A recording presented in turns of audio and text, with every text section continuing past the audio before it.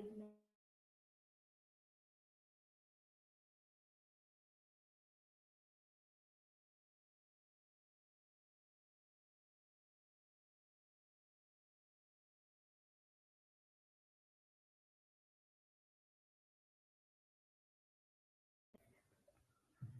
ಗುರುಭ್ಯೋ ನಮಃ.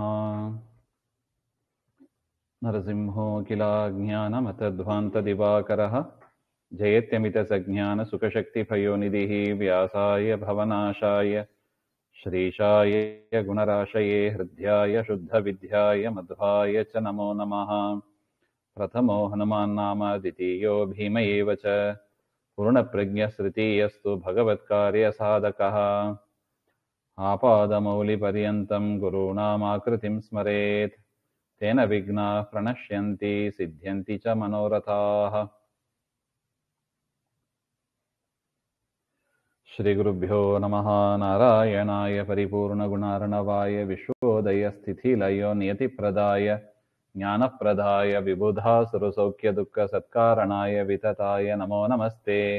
ನಾರಾಯಣಂ ಸುರಗುರುಂ ಜಗದೇಕನಾಥಂ ಭಕ್ತಪ್ರಿಯಂ ಸಕಲಲೋಕನಮಸ್ಕೃತಂ ಚ ತ್ರೈಗುಣ್ಯವರ್ಜಿತಮಜಂ ವಿಭುಮಾದ್ಯಮೀಶಂ ವಂದೇ ಭವಘ್ನಮಮರಾಸುರಸಿದ್ಧವಂದ್ಯಂ. ನಾರಾಯಣಂ ನಮಸ್ಕೃತ್ಯ ನರಂ ಚೈವ ನರೋತ್ತಮಂ ದೇವೀಂ ಸರಸ್ವತೀಂ ವ್ಯಾಸಂ ತತೋ ಜಯಮುದೀರಯೇತ್.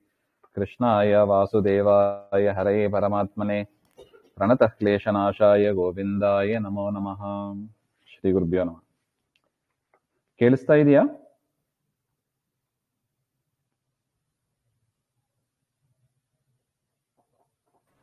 ಕೇಳಿಸ್ತಾ ಇದೆ. ಹಾ. ಶ್ರೀ ಗುರುಭ್ಯೋ ನಮಃ. ವಿಷ್ಣುನೈವೋ ಭಯಂ ಯಸ್ಮಾತ್ ಕೃತಂ ಭೀಮೋಸ್ತ್ರಮೇವ ತತ್ ಗಾಯತ್ರಿ ತತ್ರ ಮಂತ್ರೋ ಯದ್ಬ್ರಹ್ಮಾ ತದ್ಧ್ಯಾನ ದೇವತಾ ಧ್ಯೇಯೋ ನಾರಾಯಣೋ ದೇವ ಜಗತ್ ಪ್ರಸವಿತಾ ಸ್ವಯಂ.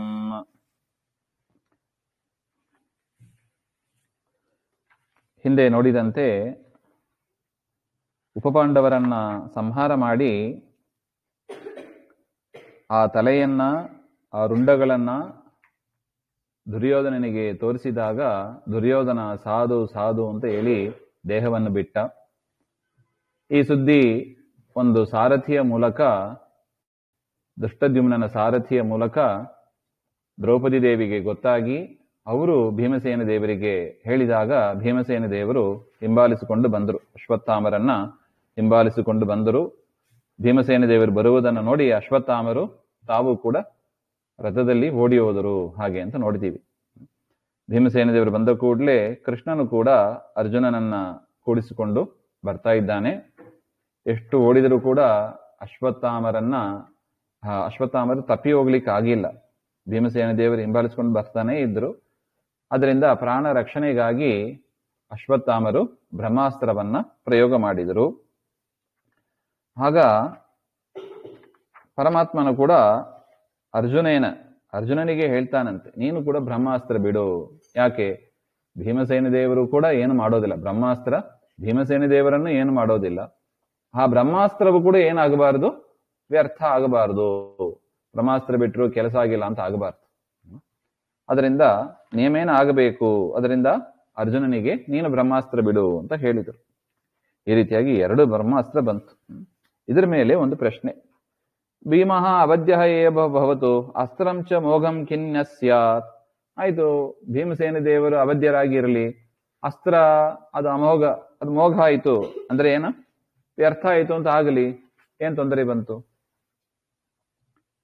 ಭೀಮಸೇನ ದೇವರು ಸಾಯೋದು ಬೇಡ, ಅಸ್ತ್ರ ತಮ್ಮ ಕೆಲಸ ಮಾಡದೆ ಹೋಗ್ಲಿ, ವ್ಯರ್ಥ ಆಯಿತು ಅಂತ ಆಗಲಿ, ಏನು ಹಾನಿ ಅದರಿಂದ?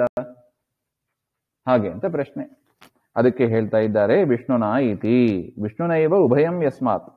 ಅಂದ್ರೆ ಭೀಮಸ್ಯ ಅವಧ್ಯತ್ವಂ ಅಸ್ತ್ರಸ್ಯ ಅಮೋಘತ್ವಂ ಚೇಚ್ಛ ಇತಿ ಉಭಯಂ ವಿಷ್ಣುನ ಶ್ರೀಕೃಷ್ಣೇನ ಕೃತಂ ಕ್ಲುಪ್ತಂ ಸಂಕಲ್ಪಂ ಇತಿ ಯಾವತ್. ಈ ರೀತಿಯಾದ ಒಂದು ಸಂಕಲ್ಪವನ್ನ ಮಾಡಿದ್ದು ಯಾರು? ಭೀಮನಿಗೆ ಅವಧ್ಯತ್ವ ಬರಲಿ, ಬ್ರಹ್ಮಾಸ್ತ್ರ ಅದು ವ್ಯರ್ಥ ಆಗದೇ ಇರಲಿ, ಈ ರೀತಿಯಾದ ಸಂಕಲ್ಪ ಮಾಡಿದ್ದು ಯಾರು? ಕೃಷ್ಣನೇ. ಕೃಷ್ಣನದ್ದೇ ಸಂಕಲ್ಪ. ಅದರಿಂದ ಒಂದು ಫೇಲ್ ಆದರೂ ಕೂಡ ಅದು ಯಾರು ಫೇಲ್ ಆದಂಗೆ? ಕೃಷ್ಣ ಫೇಲ್ ಆದಂಗೆ.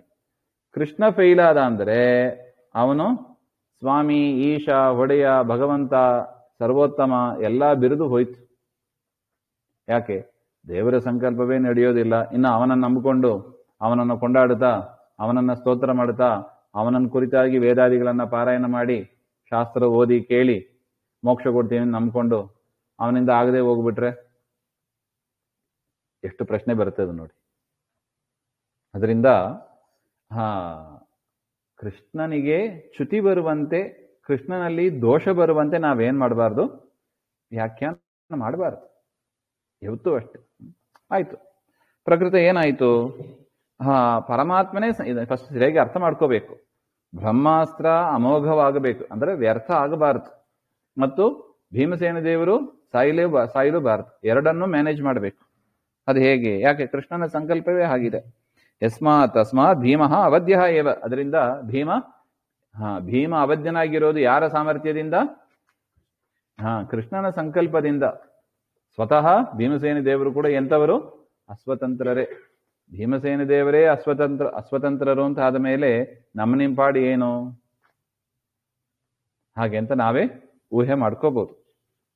ಅದರಿಂದ ಭೀಮಸ್ಯ ನಿಮಿತ್ತಾಂತರೇನಾಪಿ ಅವಧ್ಯತ್ವ ಮಹ. ಇನ್ನೊಂದು ಕಾರಣದಿಂದ ಕೂಡ ಭೀಮರು ಅವಧ್ಯರಾಗಿದ್ದಾರೆ. ತದಸ್ತ್ರಂ ಭೀಮ ಏವ ಭೀಮೇನ ಅಭಿಮನ್ಯಮಾನಮೇವ. ಒಂದೊಂದು ಅಸ್ತ್ರಕ್ಕೂ ಕೂಡ ಅಭಿಮಾನಿ ದೇವತೆಗಳು ಅಂತ ಇದ್ದಾರೆ. ಆಗ್ನೇಯ ಅಸ್ತ್ರ ಯಾರ ಅಭಿಮಾನಿ? ಅಗ್ನಿ ಅಭಿಮಾನಿ. ವಾರುಣಾಸ್ತ್ರ ಯಾರ ಅಭಿಮಾನಿ? ವರುಣದೇವರ ಅಭಿಮಾನಿ. ಉಚ್ಚೈಹಿ ವದತು. ಆ ರೀತಿಯಾಗಿ ಬ್ರಹ್ಮಾಸ್ತ್ರಕ್ಕೆ ಯಾರ ಅಭಿಮಾನಿ? ಬ್ರಹ್ಮದೇವರು. ಈ ಭೀಮಸೇನ ದೇವರಂದ್ರೆ ಯಾರು? ಭಾವಿ ಬ್ರಹ್ಮರು. ಅಂದ್ರೆ ಪ್ರಳಯ ಆದ ಮೇಲೆ ಮುಂದೆ ಬ್ರಹ್ಮ ಪದವಿಗೆ ಬರಲಿಕ್ಕಿರುವರು. 100 ಜನರನ್ನ ದೇವರು ಆಯ್ಕೆ ಮಾಡಿ ಇಟ್ಕೊಂಡಿರ್ತಾನೆ. ಅವರಿಗೆ ಬ್ರಹ್ಮದೇವರ ಒಂದೊಂದು ವರ್ಷ ಆದ ಮೇಲೂ ಕೂಡ ಪ್ರಮೋಷನ್ ಕೊಡ್ತಾ ಬರ್ತಾ ಇದ್ದಾನೆ. 99ನೇ ಆಯುಷ್ಯ ಬಂದಾಗ, ಜನ್ಮ ಬಂದಾಗ ಅವರನ್ನ ವಾಯು ಪದವಿಯಲ್ಲಿ ಕೂಡಿಸ್ತಾನೆ. ಆ ವಾಯು ಪದವಿ ಸಂಪೂರ್ಣ ಸಾಧನೆ ಆದ ಮೇಲೆ ಅವರು ಮತ್ತೆ ದೇಹ ಬಿಡ್ತಾರೆ. ಮತ್ತೆ ಅವರಿಗೆ ಮುಂದಿನ ಬ್ರಹ್ಮಾಂಡದಲ್ಲಿ ಮತ್ತೆ ಅವರು ಹುಟ್ಟಿ ಬರ್ತಾರೆ. ಹುಟ್ಟಿ ಬರುವಾಗ ಅವರನ್ನು ಯಾವ ಪದವಿಯಲ್ಲಿ ಕೂಡಿಸ್ತಾನೆ? ಬ್ರಹ್ಮ ಪದವಿಗೆ ಕೂಡಿಸ್ತಾನೆ. ಅದರಿಂದ ವಾಯುದೇವರೇ ಮುಂದೆ ಯಾರಾಗಿ ಬರೋದು? ಬ್ರಹ್ಮ ಪದವಿಗೆ ಬರೋದು. ಇದು ವಾಲ್ಮೀಕಿ ರಾಮಾಯಣದಲ್ಲೂ ಕೂಡ ಈ ವಿಚಾರ ಬಂದಿದೆ. ಅಗಸ್ತ್ಯರು ಹೇಳ್ತಾರೆ, ಬ್ರಹ್ಮ ಮೋಕ್ಷಕ್ಕೆ ಹೋಗ್ತಾರೆ. ಈ ರೀತಿಯಾಗಿ ಆ ಅಸ್ತ್ರಕ್ಕೆ ಅಭಿಮಾನಿ ಯಾರು? ಬ್ರಹ್ಮದೇವರು. ಬ್ರಹ್ಮದೇವರಂದ್ರೆ ಯಾರು? ಭಾವಿ ಬ್ರಹ್ಮರಾದ ವಾಯುದೇವರೇ. ಆದ್ದರಿಂದ ಇವರೇ ಮುಂದೆ ಬ್ರಹ್ಮ ಪದವಿಗೆ ಬರುವುದರಿಂದ ಭೀಮಸ್ಯ ಬ್ರಹ್ಮಪದ ಪ್ರಾಪ್ತಿ ನಿಯತತ್ವ ಬ್ರಹ್ಮಾಸ್ತ್ರಂ ಭೀಮಾತ್ಮಕಂ ಇತ್ಯರ್ಥ. ಬ್ರಹ್ಮಾಸ್ತ್ರ ಅಂದ್ರೆ ಅದು ಯಾರು? ಭೀಮಸೇನ ದೇವರು ಕೂಡ ವಾಯುದೇವರು ಕೂಡ ಅಭಿಮಾನಿಯಾಗಿ ಇರ್ತಾರೆ ಅದಕ್ಕೆ. ಈಗ ಮಹತ್ತತ್ವಕ್ಕೆ ಅಭಿಮಾನಿ ಯಾರು? ಬ್ರಹ್ಮದೇವರು. ಅಹಂಕಾರ ತತ್ವಕ್ಕೆ ರುದ್ರದೇವರು. ನಾವು ನೋಡ್ತೀವಲ್ಲ ರಾಮಾಯಣ ಓದುವಾಗ ಮಹತ್ತತ್ವಾದ ಅಹಂಕಾರಂ ಹಾಗೆ ಅಂತ. ಬ್ರಹ್ಮದೇವರ ಅಭಿಮಾನಿ ಅಂದ್ರೆ ಅದಕ್ಕೆ ಯಾರು ಕೂಡ ಅಭಿಮಾನಿಯಾಗಿರ್ತಾರೆ? ವಾಯುದೇವರು ಕೂಡ ಅಭಿಮಾನಿಯಾಗಿ ಇರ್ತಾರೆ. ಮಹತ್ತತ್ವಕ್ಕೆ ಬ್ರಹ್ಮದೇವರು ಅಭಿಮಾನಿ, ವಾಯುದೇವರೇ ಅಭಿಮಾನಿ. ಹೇಗೋ ಅದೇ ತರ ಬ್ರಹ್ಮಾಸ್ತ್ರಕ್ಕೆ ಬ್ರಹ್ಮದೇವರು ಅಭಿಮಾನಿ, ಅದೇ ತರ ಭೀಮಸೇನ ದೇವರು ಅಂದ್ರೆ ವಾಯುದೇವರು ಕೂಡ ಅಭಿಮಾನಿ ಅಂತ ಅರ್ಥ. ಅಭಿಮನ್ಯಮಾನತ್ವ ಪರಸ್ಪರಂ ನ ಬದ್ಧಘಾತಕ ಭಾವ. ಭೀಮಸೇನ ದೇವರೇ ಹೋಗಿ ವಾಯುದೇವರೇ ಹೋಗಿ ಭೀಮಸೇನ ದೇವರನ್ನ ಸಂಹಾರ ಮಾಡ್ತಾರಾ? ಆಗೋದೇ ಇಲ್ಲ. ಅದರಿಂದ ಭೀಮಸೇನ ದೇವರು ಅವಧ್ಯರೇ ಆಗಿರ್ತಾರೆ. ಅಸ್ತ್ರಸ್ಯ ಭೀಮಾತ್ಮಕತ್ವ ಸಿದ್ಧ್ಯರ್ಥಂ ಭೀಮ ಸಮ ಬ್ರಹ್ಮಾತ್ಮಕತ್ವಂ ತಸ್ಯ ಉಪಪಾದಯತಿ. ಯತಃ ತತ್ರ ಬ್ರಹ್ಮಾಸ್ತ್ರೇ. ಈ ಬ್ರಹ್ಮದೇವರಿಂದ ಅಭಿಮನ್ಯಮಾನದ್ದು ಅಂತ ನೀವು ಹೇಗೆ ಹೇಳ್ತೀವಿ? ಹಾಗೆಂದ್ರೆ ಆ ಬ್ರಹ್ಮಾಸ್ತ್ರ ಬಿಡುವಾಗ ಮಂತ್ರ ಯಾವುದು ಅಂದ್ರೆ ಗಾಯತ್ರಿ ಮಂತ್ರ ಹೇಳಿ ಬ್ರಹ್ಮಾಸ್ತ್ರ ಪ್ರಯೋಗ ಮಾಡ್ತಾರೆ. ಬ್ರಹ್ಮಾಸ್ತ್ರ ಬಿಡುವಾಗ ಗಾಯತ್ರಿ ಮಂತ್ರ ಹೇಳ್ತಾರೆ. ತತ್ರ ಬ್ರಹ್ಮಾಸ್ತ್ರೇ ಗಾಯತ್ರಿ ಮಂತ್ರ ಅಯಂ ಬ್ರಹ್ಮ ಭೀಮ ಚತುರ್ಮುಖ ತದ್ಧ್ಯಾನ ದೇವತಾ. ಅದರಿಂದ ಧ್ಯಾನ ದೇವತೆ ಯಾರಾದರೂ ಗಾಯತ್ರಿ ಮಂತ್ರಕ್ಕೆ ಬ್ರಹ್ಮದೇವರು ಅಂದ್ರೆ ವಾಯುದೇವರು ಆದರು ಹಾಗೆ ಅಂತ. ಅದರಿಂದ ಬ್ರಹ್ಮಾಸ್ತ್ರಸ್ಯ ಧ್ಯಾನಕರ್ತ ದೇವತಾ ಋಷಿ ಇತಿ ಯಾವತ್. ಗಾಯತ್ರಿ ಮಂತ್ರ ಇದಲ್ಲ, ಅದಕ್ಕೆ ಋಷಿಗಳು ಯಾರು ಆಗ್ತಾರೆ? ಋಷಿಗಳು, ದೇವತೆಗಳು, ಬ್ರಹ್ಮದೇವರು ಆಗ್ತಾರೆ, ವಾಯುದೇವರು ಆಗ್ತಾರೆ. ಅದರಿಂದ ಬ್ರಹ್ಮಾದಿ ಜಗದುತ್ಪಾದಕ ನಾರಾಯಣ ದೇವ. ಆ ಗಾಯತ್ರಿ ಮಂತ್ರಕ್ಕೆ ದೇವತೆ ಯಾರು? ನಾರಾಯಣ. ಆ ಗಾಯತ್ರಿ ಮಂತ್ರಕ್ಕೆ ಋಷಿಗಳು ಬ್ರಹ್ಮದೇವರು, ವಾಯುದೇವರು ಅಂತಾದರೆ, ಅಂದರೆ ಆ ಮಂತ್ರವನ್ನು ಕಂಡವರು. ಋಷಿಗಳು ಅಂದ್ರೆ ಏನು? ಆ ಮಂತ್ರವನ್ನ ಕಂಡವರು. ಬ್ರಹ್ಮದೇವರು, ವಾಯುದೇವರು ಅಂತ ಆದರೆ ಆ ಮಂತ್ರ ಯಾರನ್ನ ಹೇಳುತ್ತದೆ? ಪ್ರತಿಪಾದ್ಯ. ಆ ಮಂತ್ರ ಪ್ರತಿಪಾದ್ಯ ದೇವತೆ ಯಾರು? ನಾರಾಯಣ, ಕೃಷ್ಣ ಅಂತ ಹೇಳ್ತಾರೆ. ಈ ರೀತಿಯಾಗಿ ಇದೆ. ನಾನು ಗಾಯತ್ರಿ ಮಂತ್ರ ಸವಿತ್ರ ಶಬ್ದ ಶ್ರವಣಾತ್ ಸೂರ್ಯೇವ ಪ್ರತಿಪಾದ್ಯತ್ವೇನ ಧ್ಯೇಯ ಇತಿ ಪ್ರತಿಪಾದ್ಯ. ಅಲ್ಲ, ನೀವು ಏನೋ ಹೊಸದಾಗಿ ಹೇಳ್ತಿರಲ್ಲ, ಅಲ್ಲಿ ಸವಿತ್ರ ಶಬ್ದ ಇದೆ, ತತ್ ಸವಿತುಹು ವರೇಣ್ಯಂ ಹಾಗೆ ಅಂತ. ಸವಿತ್ರ ಶಬ್ದ ಯಾರನ್ನ ಹೇಳ್ತದೆ? ಸೂರ್ಯನನ್ನ ಹೇಳ್ತದೆ. ಹಾಗಿರುವಾಗ ಮಂತ್ರ ಯಾರನ್ನ ಕೊಂಡಾಡಬೇಕು? ಸೂರ್ಯನನ್ನೇ ಕೊಂಡಾಡಬೇಕು. ನೀವು ನೋಡ್ರೆ ನಾರಾಯಣ, ಕೃಷ್ಣ ಹಾಗೆ ಅಂತ ಹೇಳಿದ್ರಲ್ಲ, ಹಾಗೆ ಅಂತ ಹೇಳಿದ್ರೆ ತತ್ಕಥಂ ನಾರಾಯಣೋ ಧ್ಯೇಯ ಇತ್ಯುಕ್ತಂ ಇತ್ಯತಃ ಜಗತ್ ಪ್ರಸವಿತ ಇತಿ ಪದೇನ ಸವಿತ್ರ ಶಬ್ದ ನಾರಾಯಣೇವ ಮುಖ್ಯತಃ ಪ್ರವರ್ತತೆ. ಅಲ್ಲಿ ಸವಿತ್ರ ಶಬ್ದ ಏನು ಹೇಳ್ತಾ ಇದೆ? ಹುಟ್ಟಿಸಿದವ ಅಂತ ಹೇಳ್ತಾ ಇದೆ. ಅಂದ್ರೆ ಜಗತ್ತನ್ನ ಹುಟ್ಟಿಸಿದವ ಅಂತ. ಜಗತ್ತನ್ನ ಹುಟ್ಟಿಸಿದ್ದು ಯಾರು? ನಾರಾಯಣನೇ. ಅದರಿಂದ ಸವಿತ್ರ ಶಬ್ದ ಮುಖ್ಯವಾಗಿ ಯಾರನ್ನ ಹೇಳಬೇಕು? ನಾರಾಯಣ ಏವ.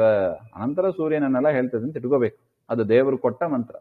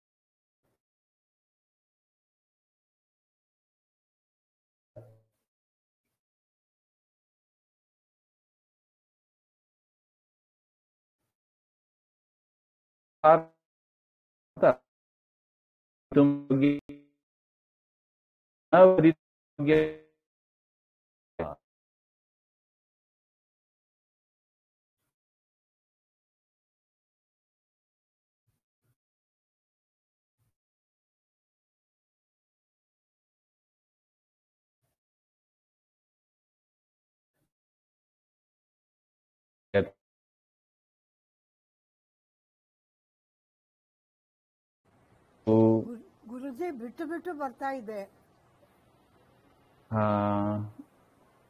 ಕೇಳಿಸ್ತಾ ಇಲ್ಲವಾ? ಬಟ್ ಕಟ್ ಕಟ್ ಆಗ್ತಾ ಇದೆ. ಬ್ರೇಕ್ ಗೊತ್ತಿಲ್ಲಮ್ಮ. ಇಲ್ಲಂತೂ ಸಿಗ್ನಲ್ ಫುಲ್ ಇದೆ, ನೋಡೋಣ.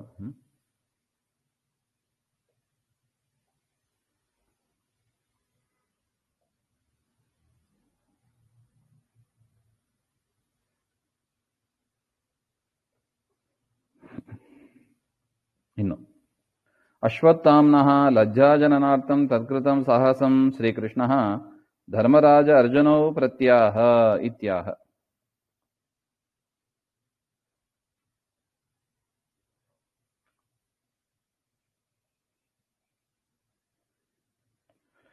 ಅಂದ್ರೆ ಅಶ್ವತ್ಥಾಮನಿಗೆ ಲಜ್ಜೆ, ಅಂದರೆ ನಾಚಿಕೆಯನ್ನು ಹುಟ್ಟಿಸಬೇಕು ಹಾಗೆ ಅಂತ ತತ್ಕೃತಂ ಸಾಹಸಂ, ಅವರೇನೊಂದು ಅಶ್ವತ್ಥಾಮರು ಮಾಡಿದ ಸಾಹಸವನ್ನ ಶ್ರೀಕೃಷ್ಣನು ಧರ್ಮಾರ್ಜುನರಿಗೆ ಹೇಳಿದಂತ ಆ ಸಂದರ್ಭದಲ್ಲಿ ತದುದ್ರುತೌ ತೇಷಾಂ ಚಕ್ರಾದೀನಾಂ ಉದ್ರುತೌ ಉದ್ಧಾರೇಪಿ ಅಶಕ್ತೇನ ಅಸಮರ್ಥೇನ ದ್ರೌಣಿನಾ ಪುರ ದ್ವಾರಕಾ ನಿವಾಸ ಸಮಯೇ.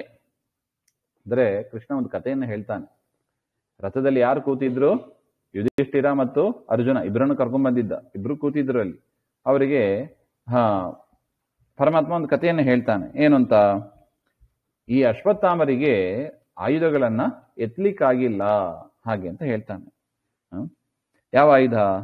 ಪರಮಾತ್ಮನ ಆಯುಧಗಳು, ಚಕ್ರ, ಶಂಖ ಮುಂತಾದ ಆಯುಧಗಳು ದೇವರು ಧರಿಸಿರ್ತಾನೆ ಅಲ್ವಾ? ಶಂಖ, ಚಕ್ರ, ಗದಾ, ಪದ್ಮ ಅಂತೆಲ್ಲ ನಾವು ಹೇಳ್ತೀವಿ. ಆ ಆಯುಧವನ್ನ ಎತ್ತಲಿಕ್ಕೆ ಆಗಿಲ್ಲ ಅಂತ. ಒಮ್ಮೆ ದ್ವಾರಕಾ ನಿವಾಸ ಸಮಯ, ಕೃಷ್ಣ ಪರಮಾತ್ಮ ದ್ವಾರಕದಲ್ಲಿ ಇದ್ದಾಗ ಸ್ವಾಯುಧಾನಾಂ ಚಕ್ರಾಯುಧಾನಾಂ ಯದ್ ಯಾಚನ ರೂಪ ಸಾಹಸಂ ಕೃತಂ. ಆಗ ಅಶ್ವತ್ಥಾಮರು ಬಂದರಂತೆ. ಅಷ್ಟು ಸಲಿಗೆ, ಕೃಷ್ಣ ಅಂದ್ರೆ ಅಷ್ಟು ಸಲಿಗೆ ಇತ್ತು. ಬಂದು ಕೇಳಿದ್ರು, ಕೃಷ್ಣ ನನಗೆ ನಿನ್ನ ಚಕ್ರಾಯುಧವನ್ನು ಕೊಡು ಹಾಗೆ. ಅದು ಹೇಗಿದೆ ಅಂದ್ರೆ, ಮನೆಯಲ್ಲಿ ಬಂದು ನಿನ್ನ ಮೊಬೈಲನ್ನು ಒಂಚೂರು ಕೊಡು ಅಂದ್ರೆ ಮೊಬೈಲೇ ಕೊಡೋದಿಲ್ಲ ಯಾರು. ಹಾಗಿರುವಾಗ ದೇವರದೇ ಆಯುಧ ಅದು, ದೇವರು ಬೇರೆ ಇಲ್ಲ, ದೇವರ ಆಯುಧ ಬೇರೆ ಇಲ್ಲ. ಹಾಗಿರುವಾಗ ಅಷ್ಟು ಸಲಿಗೆಯಿಂದ ಬಂದು ಕೇಳಿದರು.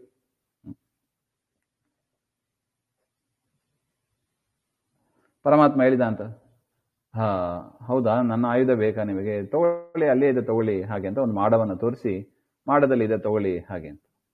ಕೃಷ್ಣ ಎಲ್ಲೋ ಹೊರಗಡೆ ಗೋಪಾಲಕನಾಗಿ ಒಂದು ರ್ಯಾಕಲ್ಲಿ ಇಟ್ಟಿದ್ದ, ಚಕ್ರ ಹಿಂಗೆ ಒಂದು ಆಯುಧವನ್ನು ಇಟ್ಟಿದ್ದ ಅಲ್ಲಿ ರ್ಯಾಕಲ್ಲಿ. ಇವನು ಹೊರಗಡೆ ಏನೋ ಗೋ ಸೇವೆಯನ್ನು ಮಾಡ್ತಾ ಕೂತಿದ್ದ.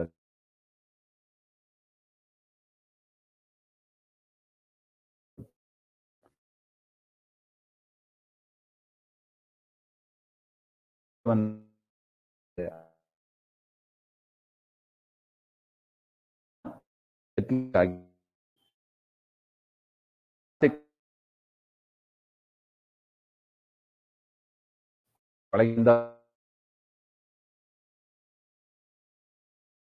ಹೊರಗೆ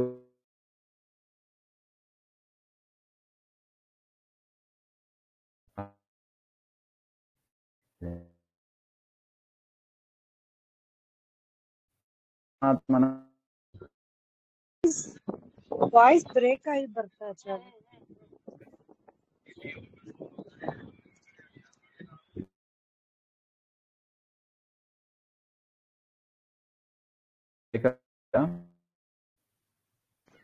ಬಿಟ್ಟು ಬಿಟ್ಟು ಕೇಳುತ್ತಾ ಆಚಾರ್ಯ. ಹೀಗೆ ಕೇಳಿಸ್ತಾ ಇದೆಯಾ? ಪರವಾಗಿಲ್ವಾ ಈಗ? ಈಗ ಕೇಳುತ್ತಾ ಆಚಾರ್ಯ.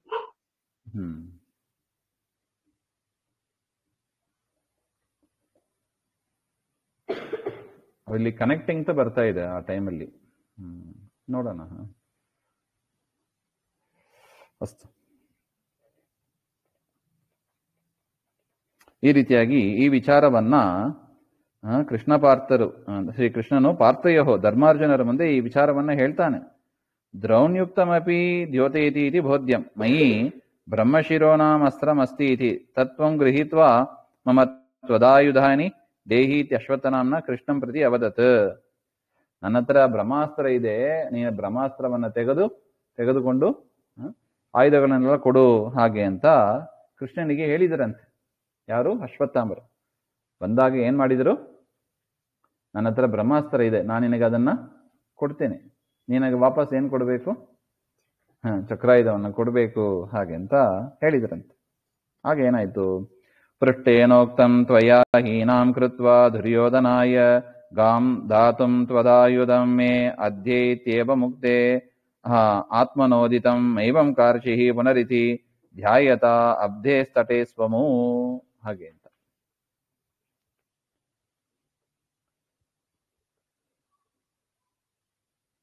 ಪೃಷ್ಟೇನ ಮದಾಯುಧಾನಿ ಕಿಮರ್ಥಂ ಯಾಚಯಿಸಿ ಇತಿ ಮಯಾ ಪೃಷ್ಟೇನ. ಕೃಷ್ಣ ಕೇಳಿದಂತೆ, ಅಶ್ವತ್ಥಾಮರ ಆಯುಧಗಳನ್ನು ಕೇಳಿದಾಗ, ಅಲ್ಲ ನನ್ನ ಆಯುಧಗಳನ್ನು ಇಟ್ಕೊಂಡು ನೀವೇನ್ ಮಾಡ್ತೀರಾ ಹಾಗೆ ಅಂತ. ಅದನ್ನ ಏನ್ ಮಾಡ್ಬೇಕಂತ ನನಗ್ ಗೊತ್ತಿದೆ, ಅದನ್ನ ನೀವು ಇಟ್ಕೊಂಡು ನೀವೇನ್ ಮಾಡ್ತೀರಾ ಹಾಗೆ ಅಂತ ಕೇಳಿದಾಗ ಅಶ್ವತ್ಥಾಮರು ಹೇಳಿದ್ರಂತೆ, ಗಾಂ ಭೂಮಿಂ ತ್ವಯಾ ಹೀನಾಂ ಕೃತ್ವಾ ತ್ವಾಂ ಹತ್ವಾ ಇತಿ ಭಾವ ದುರ್ಯೋಧನಾಯ ಧಾತುಂ. ಈ ಚಕ್ರಾಯುಧನ ತೆಗೆದುಕೊಂಡು ನಾನು ನಿಮ್ಮನ್ನು ಸಂಹಾರ ಮಾಡಬೇಕು, ಪಾಂಡವರನ್ನು ಕೂಡ ಸಂಹಾರ ಮಾಡಬೇಕು, ಅದರಿಂದ ನನಗೆ ಈ ಚಕ್ರಾಯುಧ ಕೊಡು ಹಾಗೆ ಅಂತ ಕೇಳಿದನಂತೆ. ಹೇಗಿದೆ ನೋಡಿ ಕತೆ. ಅದರಿಂದ ದುರ್ಯೋಧನಾಯ ಧಾತುಂ, ಈ ಭೂಮಿ ನಿಮಗೆ ಬೇಕಾ ಹಾಗಂತ ಕೇಳಿದ್ರೆ, ನನಗೆ ಬೇಡ ಈ ಭೂಮಿ, ಈ ಭೂಮಿಯನ್ನು ಯಾರಿಗೆ ಕೊಡಬೇಕಾಗಿದೆ? ದುರ್ಯೋಧನನಿಗೆ ಕೊಡಬೇಕಾಗಿದೆ, ಅದರಿಂದ ಈ ಚಕ್ರಾಯುಧವನ್ನು ಕೊಡು ಹಾಗೆ ಅಂತ ಕೇಳಿದ್ರಂತೆ ದ್ವಾರಕೆಯಲ್ಲಿ ಇದ್ದಾಗ. ಮುಂದೆ ಎತ್ತಲಿಕ್ಕಾಗಿಲ್ಲ, ಮುಂದೆ ವಿಚಾರ ಬೇರೆ. ಆದರೆ ಈ ಪ್ರಸಂಗವನ್ನ ಕೃಷ್ಣ ಇಲ್ಲಿಗೆ ಹೇಳ್ತಾ ಇದ್ದಾನೆ.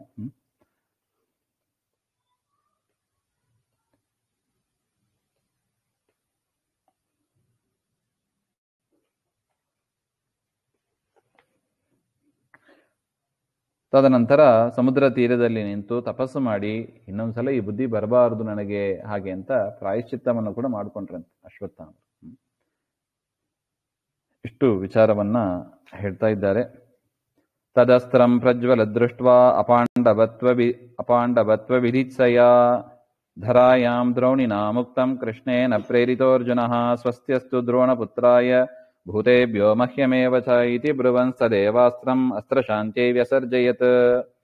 ಕೃಷ್ಣ ಹೇಳ್ತಾನೆ, ನೀನು ಕೂಡ ಅರ್ಜುನ ಪ್ರತಿಯಾಗಿ ಅಸ್ತ್ರವನ್ನ ಬಿಡು ಹಾಗೆ ಅಂತ ಹೇಳಿದಾಗ ಧರಾಯ ಅವರ ಅಭಿಪ್ರಾಯ ಏನು, ಅಶ್ವತ್ಥಾಮರು ಅದು ಏನು ಸಂಕಲ್ಪ ಮಾಡಿ ಬಿಡ್ತಾರೋ ಅದು ಆಗ್ತದೆ.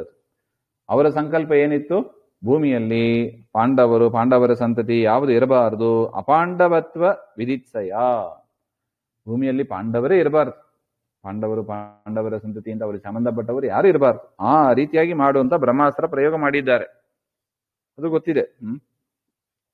ಇದಾದ ಮೇಲೆ ಪರಮಾತ್ಮ ಹೇಳಿದಾಗ ಕರಣೇಚ್ಛೆಯ ದ್ರೋಣಿನ ಅಶ್ವತ್ಥನಾಮನ ಮುಕ್ತಂ ವಿಸೃಷ್ಟಂ, ಆ ಬ್ರಹ್ಮಾಸ್ತ್ರ ಪ್ರಜ್ವಲಿಸ್ತಾ ಬರ್ತಾ ಇದೆ ಅಂತ, ದಹ ದಹ ದಹ ಆಟಮ್ ಬಾಂಬ್ ಇದ್ದ ಹಾಗೆ ಎಲ್ಲವನ್ನು ಒಂದು ಕ್ಷಣದಲ್ಲಿ ಭಸ್ಮ ಮಾಡಿಬಿಡುತ್ತದೆ, ಆ ತರ ಅಸ್ತ್ರ ಅದು. ಆಗ ಕೃಷ್ಣೇನ ಪ್ರೇರಿತ ಅರ್ಜುನ, ಕೃಷ್ಣನಿಂದ ಪ್ರೇರಿತನಾಗಿ ಅರ್ಜುನ ಅವರೊಂದು ಪ್ರತಿಯಾಗಿ ಬ್ರಹ್ಮಾಸ್ತ್ರವನ್ನು ಬಿಟ್ರು ಅರ್ಜುನ. ಆದ್ರೆ ಅವರ ಇಚ್ಛೆ ಏನಿತ್ತು, ಯಾರ ಇಚ್ಛೆ ಏನಿದೆಯೋ ಅದನ್ನ ಪೂರ್ಣ ಮಾಡತಕ್ಕದ್ದು ಬ್ರಹ್ಮಾಸ್ತ್ರ. ಗಾಯತ್ರಿಯೂ ಅಷ್ಟೇ, ಯಾರ ಇಚ್ಛೆ ಏನಿದೆಯೋ ಅದನ್ನ ಪೂರ್ಣ ಮಾಡತಕ್ಕದ್ದು ಗಾಯತ್ರಿ ಮಂತ್ರ. ಅದಕ್ಕೆ ಒಳ್ಳೆ ಉದ್ದೇಶದಿಂದ ಗಾಯತ್ರಿ ಜಪ ಮಾಡ್ರಿ ಅಂತ ಹೇಳ್ತದೆ, ಸಿದ್ಧಿ ಆಗ್ಬಿಡುತ್ತದೆ ಆ ಕಾರ್ಯ. ಅರ್ಜುನ ಯೋಚನೆ ಮಾಡಿ ಹೇಳಿದರಂತೆ, ದ್ರೋಣಪುತ್ರಾಯ ಸ್ವಸ್ತಿಯಸ್ತು, ದ್ರೋಣಾಚಾರ್ಯರ ಮಗನಾದ ಅಶ್ವತ್ಥಾಮರಿಗೆ ಸ್ವಸ್ತಿಯಾಗಲಿ, ಏನು ಹಾನಿ ಆಗೋದು ಬೇಡ. ಭೂತೇಭ್ಯ, ಇಲ್ಲಿ ಜಗತ್ತಿನಲ್ಲಿ ಯಾವ್ಯಾವ ಪ್ರಾಣಿಗಳಿದೆ ಅದೆಲ್ಲವೂ ಕೂಡ ಸ್ವಸ್ತಿಯಾಗಲಿ, ಅಶ್ವತ್ಥಾಮರಿ ಬ್ರಹ್ಮಾಸ್ತ್ರದಿಂದ ಏನು ತೊಂದರೆ ಆಗೋದು ಬೇಡ. ಮಹ್ಯಂ ಮೇಚ, ನನಗೂ ಕೂಡ ಅಂದ್ರೆ ನಮ್ಮವರಿಗೂ ಕೂಡ ಪಾಂಡವರಿಗೂ ಕೂಡ ಸ್ವಸ್ತಿ ಆಗಲಿ, ಒಳ್ಳೇದಾಗಲಿ ಅಂತ ತದೇವ ಅಸ್ತ್ರಂ, ಅಶ್ವತ್ಥಾಮರಿ ಯಾವ ಅಸ್ತ್ರವನ್ನ ಬಿಟ್ರು, ಬ್ರಹ್ಮಾಸ್ತ್ರ, ಅದೇ ಅಸ್ತ್ರವನ್ನೇ ಶಾಂತಿಯೈ, ಆ ಅಸ್ತ್ರವನ್ನ ಶಾಂತಿ ಮಾಡುವುದಕ್ಕಾಗಿ ಬ್ರಹ್ಮಾಸ್ತ್ರ, ಅಶ್ವತ್ಥಾಮರು ಬಿಟ್ಟ ಬ್ರಹ್ಮಾಸ್ತ್ರವನ್ನ ಶಾಂತಿಗೊಳಿಸಬೇಕು, ಅದಕ್ಕಾಗಿಯೂ ಕೂಡ ಒಂದು ಅಸ್ತ್ರವನ್ನ ಅರ್ಜುನ ಪ್ರಯೋಗ ಮಾಡಿದರು ಅಂತ ಅರ್ಥ.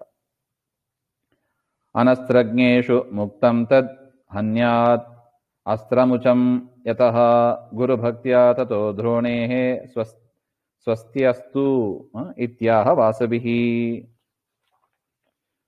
ದ್ರೋಣಸುತಸ್ಯ ಅನಿಷ್ಟಪ್ರಾಪ್ತ್ಯರ್ಥಮೇವ ಅಸ್ತ್ರಮೋಚನಂ ಪ್ರಾಪ್ತಂ ತದ್ವಿಹಾಯ ಅರ್ಜುನಃ ಕೃಷ್ಣೇ ಸ್ವಸ್ತ್ಯಸ್ತು ಇತಿ ಬ್ರುವನ್. ಅಲ್ಲ, ಅರ್ಜುನ ಯಾಕೆ ಹಿಂಗ್ ಮಾಡಿದ್ರು, ಅಶ್ವತ್ಥಾಮರು ಸಾಯಿಲಿ ಅಂತ ಇರಬೇಕಾಗಿತ್ತಲ್ವಾ, ಅದನ್ನ ಬಿಟ್ಟು ಅಶ್ವತ್ಥಾಮರಿಗೆ ಮಂಗಳ ಆಗಲಿ ಅಂತ ಯಾಕೆ ಅರ್ಜುನ ಅಸ್ತ್ರವನ್ನ ಬಿಟ್ರು, ಹಾಗೆ ಅಂತ ಹೇಳಿದರೆ, ಅನಸ್ತ್ರಜ್ಞೇಷು ಬ್ರಹ್ಮಾಸ್ತ್ರಸ್ಯ ಮೋಚನ ಉಪಸಂಹಾರಕ್ಕೆ ಜ್ಞಾನಶೂನ್ಯೇಷು ಮುಕ್ತಂ ಪ್ರಯೋಜಿತಂ ಅಸ್ತ್ರಮುಚಂ ಅಸ್ತ್ರಪ್ರಯೋಗಕರ್ತಾರಂ ಪುರುಷಂ ಹನ್ಯಾತ್. ಈಗೇನಾಗ್ಬಿಟ್ಟಿದೆ, ಆ ತರ ಅಸ್ತ್ರ ಪ್ರಯೋಗ ಮಾಡಿದಾಗ ಎರಡು ಅಸ್ತ್ರ ಮಧ್ಯದಲ್ಲಿ ವೇದವ್ಯಾಸರು ಪ್ರವೇಶ ಮಾಡ್ತಾರೆ. ಬ್ರಹ್ಮಾಸ್ತ್ರ, ಎರಡು ಬ್ರಹ್ಮಾಸ್ತ್ರ, ಅಶ್ವತ್ಥಾಮರು ಪ್ರಯೋಗ ಮಾಡಿದ್ದು, ಅರ್ಜುನ ಪ್ರಯೋಗ ಮಾಡಿದ್ದು, ಆ ಎರಡು ಮಧ್ಯದಲ್ಲಿ ವೇದವ್ಯಾಸರ ಪ್ರವೇಶ ಆಗ್ತದೆ. ಆಗ ಮುಂದೆ ಹೇಳ್ತಾರೆ ಆ ಘಟನೆಯನ್ನ, ಬ್ರಹ್ಮಾಸ್ತ್ರವನ್ನ ವಾಪಸ್ ತೆಗೆದುಕೋ ಅಂತ ಹೇಳಿದರೆ ಅಶ್ವತ್ಥಾಮರಿಂದ ವಾಪಸ್ ತೆಗೆದುಕೊಳ್ಳಿಕ್ಕೆ ಆಗಲಿಲ್ಲ, ಅಶ್ವತ್ಥಾಮರಿಂದ ವಾಪಸ್ ತೆಗೆದುಕೊಳ್ಳಿಕ್ಕೆ ಆಗಲಿಲ್ಲ. ಅದರಿಂದ ಅವರಿಗೇನಿಲ್ಲ, ಬ್ರಹ್ಮಾಸ್ತ್ರವನ್ನ ಪ್ರಯೋಗ ಮಾಡಲಿಕ್ಕೆ ಗೊತ್ತಿದೆಯೇ ಹೊರತು ಬ್ರಹ್ಮಾಸ್ತ್ರವನ್ನ ವಾಪಸ್ ತೆಗೆದುಕೊಳ್ಳುವ ಸಾಮರ್ಥ್ಯ ಅವರು ಕಳ್ಕೊಂಡಿದ್ದಾರೆ. ಅಂಥವರ ಮೇಲೆ ಬ್ರಹ್ಮಾಸ್ತ್ರ ಪ್ರಯೋಗ ಮಾಡಿದರೆ, ಆ ರೀತಿಯಾಗಿ ಪ್ರಯೋಗ ಮಾಡಿದರೆ ಬ್ರಹ್ಮಾಸ್ತ್ರ ಹೋಗಿ ಅವರನ್ನೇ ಸಂಹಾರ ಮಾಡ್ತದೆ. ಅದರಿಂದ ಶಾಂತಿ ಮಾಡು ಅಂತ ಹೇಳಿತ್ತು. ಅಶ್ವತ್ಥಾಮರ ಅಸ್ತ್ರವನ್ನು ಯಾಕೆ ಶಾಂತಿ ಮಾಡು ಅಂತ ಹೇಳಿದ್ದು, ಆ ಅಸ್ತ್ರ ಸುಮ್ಮನೆ ಬರ್ತದ, ಹಿಂಗೆ ನೋಡ್ತದೆ, ಯಾರು ಮಾಡಿಲ್ಲ ಅಂದ್ರೆ, ಯಾರು ಪ್ರಯೋಗ ಮಾಡಿದಾರೋ ಅವ್ರ ಮೇಲೆ ಹೋಗಿ ಬಿಟ್ಟು ಬಂದ ಅದು ನಾಶ ಮಾಡುತ್ತದೆ. ಅದರಿಂದ ಅರ್ಜುನ ಏನ್ ಪ್ರಾರ್ಥನೆ ಮಾಡಿದ, ಬ್ರಹ್ಮಾಸ್ತ್ರದ ಶಾಂತಿ ಆಗಲಿ. ಇಲ್ಲದಿದ್ರೆ ಏನಾಗ್ತದೆ, ಅದು ಯಾರು ಪ್ರಯೋಗ ಮಾಡಿರ್ತಾರಲ್ಲ ಅವ್ರ ಮೇಲೆ ಹೋಗಿ ಬಿಟ್ಟು ಬಿಡುತ್ತೆ. ಅವರಿಗೆ ಉಪಸಂಹಾರ ಮಾಡ್ಲಿಕ್ಕೆ ಗೊತ್ತಿಲ್ಲ. ಉಪಸಂಹಾರ ಮಾಡ್ಲಿಕ್ಕೆ ಗೊತ್ತಿದ್ರೆ ಸರಿ, ಅಶ್ವತ್ಥಾಮರಿಗೆ ಉಪಸಂಹಾರ ಮಾಡ್ಲಿಕ್ಕೆ ಗೊತ್ತಿಲ್ಲ. ಅದರಿಂದ ಅಶ್ವತ್ಥಾಮರಿಗೆ ಏನಾಗಬಾರದು ಅಂತ ಒಂದು ಉದ್ದೇಶದಿಂದ ಮಾಡಿದ್ದು. ಅದಾದರೂ ಯಾಕೆ ಮಾಡಿದರು ಹಾಗೆ ಅಂತ ಹೇಳಿದರೆ, ಅವರು ಗುರುಭಕ್ತಿಯ, ಅರ್ಜುನನಿಗೆ ಗುರುಗಳ ಮೇಲೆ ಅಪಾರ ಭಕ್ತಿ, ಆ ಗುರುಭಕ್ತಿ ಇದ್ದದ್ರಿಂದ ಗುರುಗಳ ಮಗನಾದ ಅಶ್ವತ್ಥಾಮರ ಮೇಲೂ ಕೂಡ ಒಂದು ಭಕ್ತಿ ಇತ್ತು ಹಾಗೆ ಅಂತ. ಅದರಿಂದ ಸಂಹಾರ ಮಾಡಲಿಕ್ಕೆ ಇಚ್ಛೆ ಪಟ್ಟಿಲ್ಲ, ಅವರಿಗೆ ಮಂಗಳವನ್ನೇ ಅರ್ಜುನ ಬಯಸಿದ ಅಂತ ಅರ್ಥ. ಮುಂದೆ ಏನಾಯ್ತು,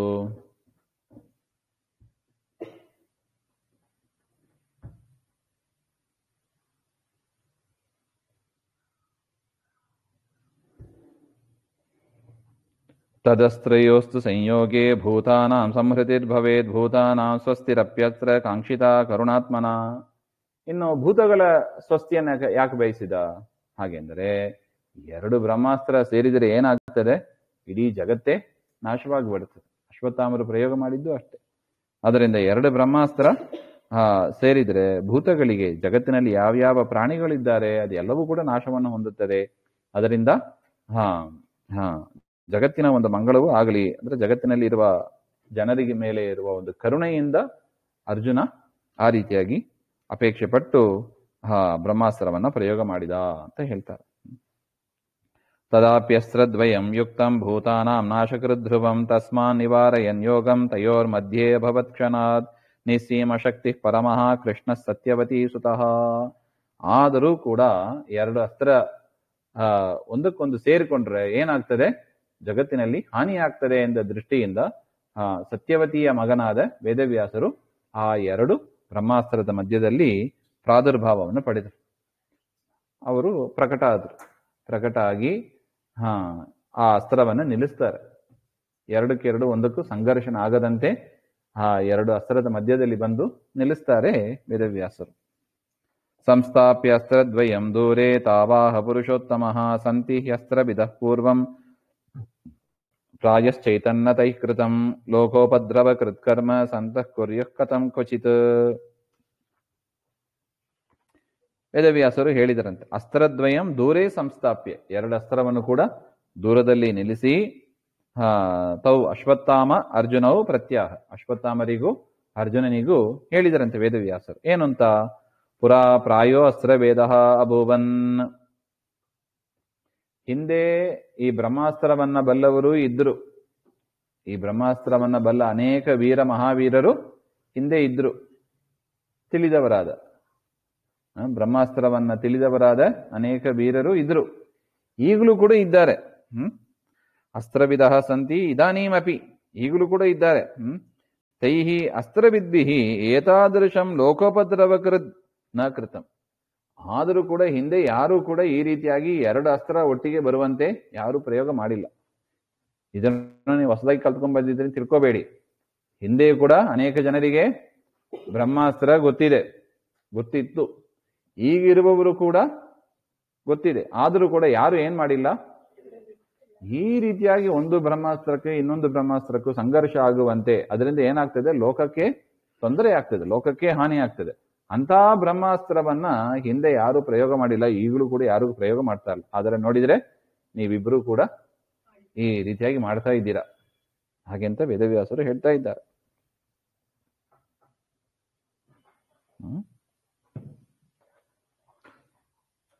ಸಂತಹ ಸಜ್ಜನಾಹ ಕ್ವಚಿತ್ ಮಹಾಪದ್ಯಮಪಿ ಕಥಂ ಕುರ್ಯುಹು. ಇಂತಹ ಒಂದು ಕೆಲಸವನ್ನ ಸಜ್ಜನರಾದವರು ಕೆಟ್ಟ ಕಾಲದಲ್ಲಿ ಕೂಡ ಹೇಗೆ ತಾನೇ ಮಾಡುವವರು? ಆಪತ್ಕಾಲ ಬಂದಾಗಲೂ ಕೂಡ ಇಂತಹ ಒಂದು ಕೆಲಸವನ್ನ ಹೇಗೆ ತಾನೇ ಮಾಡ್ಯಾರು ಸಜ್ಜನರು ಲೋಕಕ್ಕೆ ತೊಂದರೆ ಆಗಬಾರ್ದು ಅಂತಾನೆ ಬಯಸುವವರು. ದುಷ್ಟರು ಲೋಕಕ್ಕೆ ಹಾನಿ ಆಗಬೇಕು ಅಂತ ಬಯಸುವವರು ದುಷ್ಟರು, ಅಸುರ ಸ್ವಭಾವದವರು. ಆದರೆ ಸಜ್ಜನರು ಏನ್ ಬಯಸ್ತಾರೆ, ಲೋಕಕ್ಕೆ ಒಳ್ಳೆಯದೇ ಆಗಬೇಕು ಅಂತ ಬಯಸುವವರು. ಅಂತ ಸಜ್ಜನರಾದ ನೀವು ಲೋಕಕ್ಕೆ ಲೋಕಕ್ಕೆ ಹಾನಿಯನ್ನು ಉಂಟು ಮಾಡುವ ಈ ಒಂದು ಕೆಲಸವನ್ನು ನೀವು ಹೇಗೆ ಮಾಡಿದಿರಿ ಹಾಗೆ ಅಂತ ಪ್ರಶ್ನೆ, ಅಭಿಪ್ರಾಯ.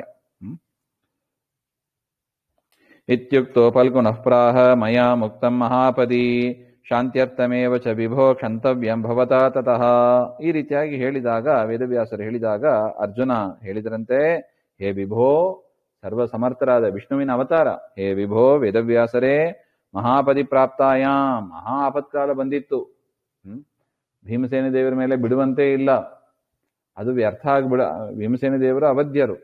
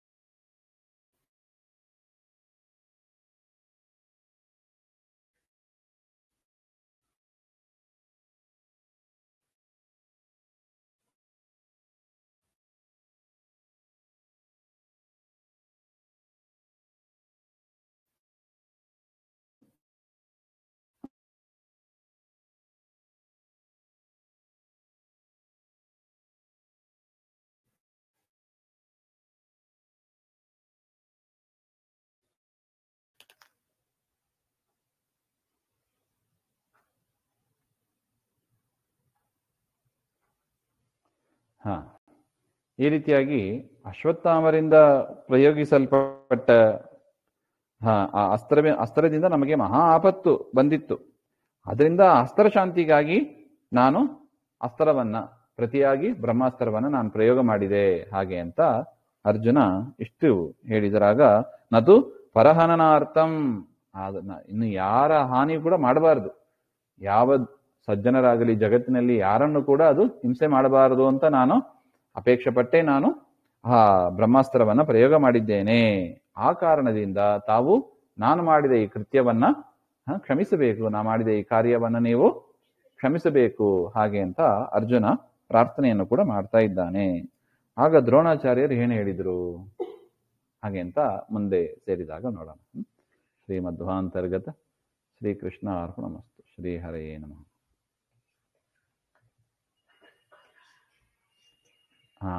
ಅರ್ಥ ಆಗಿದೆಯಾ?